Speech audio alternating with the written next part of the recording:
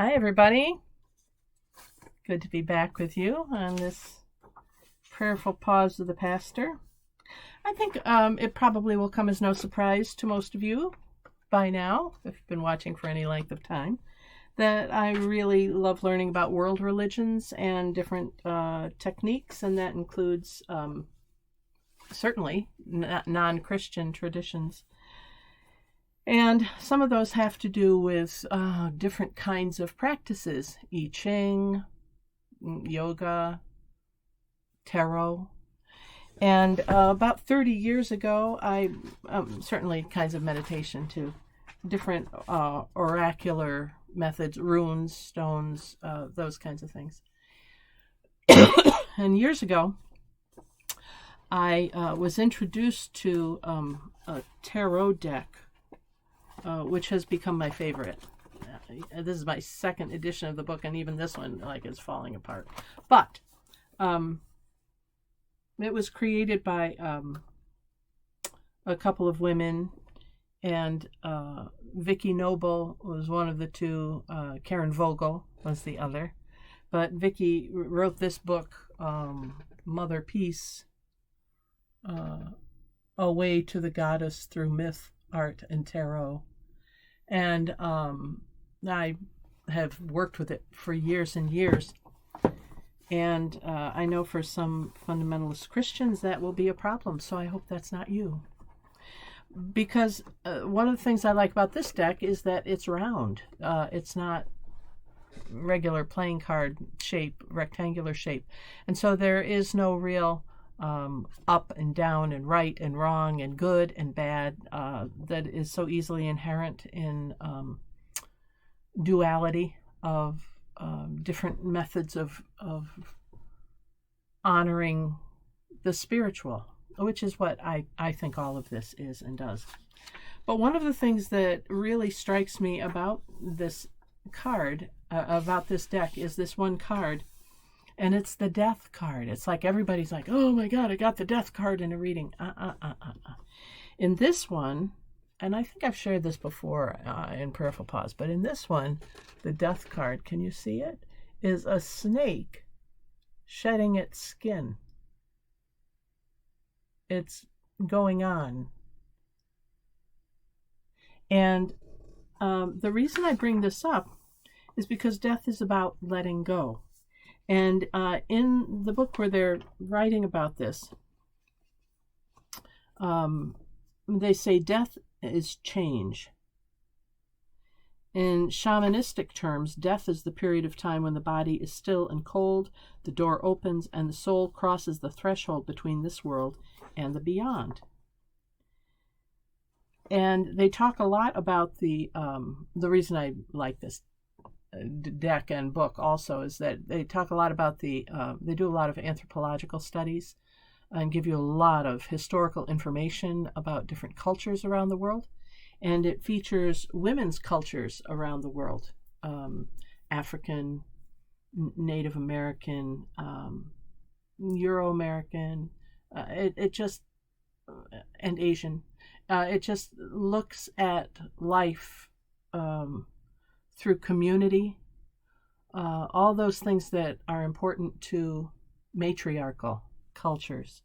And one of the things that it says here is that it draws a parallel with the story of Adam and Eve in Genesis, and it's talking about how there had been matriarchal cultures beforehand, and then along came monotheism that was very patriarchal and co-opted all of the matriarchy. For instance, the snake had been revered and lifted up as a form of the goddess, and so what it happens, well, it becomes anathema in the Genesis story.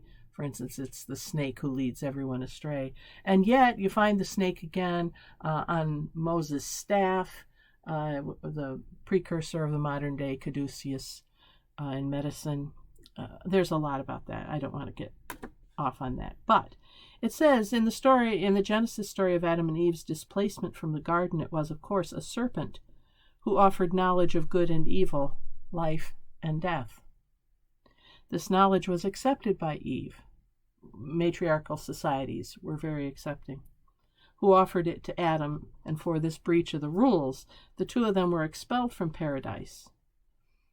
Our return to the paradise of the mother and the tree of knowledge would amount to a relearning of the mystery of life and death, a basic understanding of the relation between the two. I found this sentence particularly interesting. I wanted to share it with you. In patriarchal culture, however, we combine the denial of death with a terrifying readiness to use death as a threat. Isn't that interesting? We combine a denial of death with a terrifying readiness to use death as a threat. And then she goes on to write, Eastern religion teaches that death must be understood and accepted, so that when one approaches it, one approaches with the mind's eye open. In this conscious manner, the experience of death will not be a frightening one, but a relief and a joyous reunion with the ancestors and the one light of the universe. And then she says, when you get this card in a reading, it almost never signifies physical death, but acts as a metaphor for some experience of dying and rebirth in your life. And it's kind of what I've been talking about for the last couple of days, this idea of accepting and then dreaming, of recognizing where you are, bobbing and weaving. And this is about kind of death and revisioning that death and rebirth. The change is essential and final, and the rebirth is already taking place. The snake is shedding its skin, and the new skin, all filled with energy, red and gold, is coming out of it and being reborn. The change is essential and final, and the rebirth is already taking place. So we should tune in to the process of rebirth and allow our old skin to drop away. Allow the new one to emerge. In what way are you changing? How are you being reborn? That's my message for today, really, for us to think about. In what ways are you changing? And how are you allowing yourself to be reborn? And is that what's happening around the globe? Is that what's happening in our world today, in our country? The old ways are changing, they're dying, they're dropping away. The new way is being reborn. And we have a whole bunch of people who just want to hold on to the old way, to the old identity of this snake skin that's being sloughed off. We can't stay in that. We don't fit anymore. We have outgrown the old ways of being. We have outgrown the old ways of white supremacy, we as a whole. The old ways of patriarchal domination, telling women what they can and can't do. The old ways of colonizing and making people less than. I think that's what's happening. I think that we are outgrowing the old ways. We have this new skin. We have to slough off the old in order to embrace and live into the new. But there are an awful lot of people who are frightened by that. Who would be frightened by me having this conversation with you? There are an awful lot of people who just want to hold on to what was. And that will never last. Because things are constantly changing, constantly growing, constantly shedding, constantly. So where are you doing that? Where are you holding on that maybe you should let go? And what are you embracing as the new life? It is a death of sorts. Let's honor it as that. Well, just honor it. Say, yep, that used to be certainly true in my life. I'm looking back now as I prepare for this next phase of my life where I'm sharing my home with an adult and a partner. I've not done that in 25 years. My life had been built around creating an environment for my child, and then other kids came along. That was the focal point. I've laughingly said to her, I remember when the living room was centered around your saucer and your swing. And then it became centered around your toy box. And then it became centered around your videos. And then it became centered around your video games. And then it became centered around whatever. And we've been moving for many years now.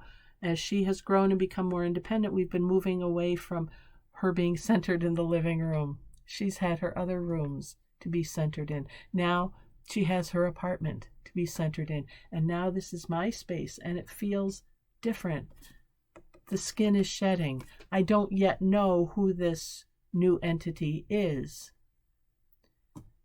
but it can't stay the same. And so it is a death of sorts, but it's also a rebirth. That's what we're doing as a country. I'm certainly doing it in my home. How about you? Where are you dying and being reborn? Just a little something to think about for today. Thanks for joining me for the Prayerful Pause of the Pastor. I'm Pastor Deb Swift of both South and Irondequoit Presbyterian churches in Rochester, New York. Thanks for joining me, and until next time, God bless, take care, think about death and rebirth in your own life, and bye for now.